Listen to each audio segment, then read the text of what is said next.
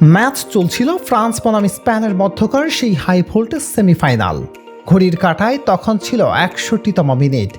Spanish সমর্থকরা already ২-০ ব্যবধানে এগিয়ে থাকার স্বস্তিতে, আর ফরাসিরা মরিয়া হয়ে খুঁজছেন ম্যাচে ফেরার পথ।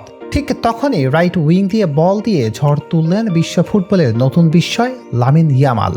ফ্রান্সের ডিফেন্ডার লুকাস ডিগনেকে এক দুর্দান্ত ড্রিবলিং আর কাঁধের ঝাঁকুনিতে যেভাবে পরাস্ত করলেন তা এক কথায় ছিল অবিশ্বাস্য।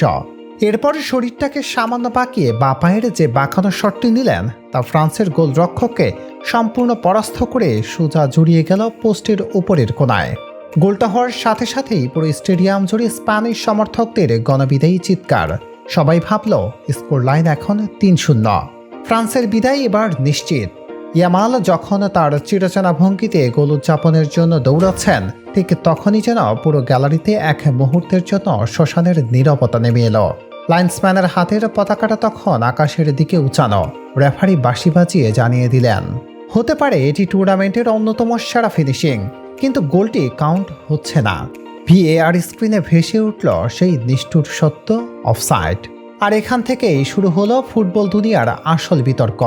সেমি অটোমেটেড অফসাইড প্রযুক্তি 3D লাইনে দেখা গেল পেদ্রো পেরো যখন পাসটি বাড়িয়েছিলেন, ঠিক সেই মিলি সেকেন্ডের মুহূর্তে ইয়ামালের শরীরের ডান অংশ ফ্রান্সের শেষ ডিফেন্ডারের চেয়ে মাত্র কয়েক মিলিমিটারের সামনে এগিয়েছিল।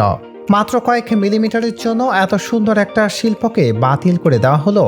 সোশ্যাল মিডিয়ায় তো রীতিমতো ঝড় উঠে গেছে। অনেকেই আবার পাশে দাঁড়িয়ে থাকা কিলিয়ান এমবাপ্পের পজিশন নিয়ে অনসাইডের দাবি তুলেছেন। এমবাপ্পে যেহেতু প্রতিপক্ষ ফ্রান্সের স্ট্রাইকার, তাই তার পজিশন ইয়ামালকে কোনোভাবেই অনসাইড করতে পারত না।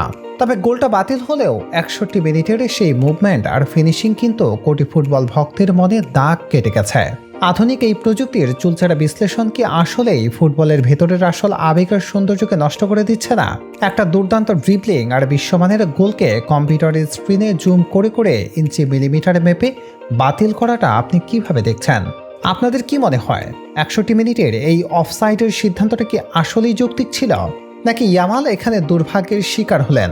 কমেন্টে আপনার মতামত জানান, আর ভিডিওটি ভালো লাগলে শেয়ার করতে ভুলবেন না।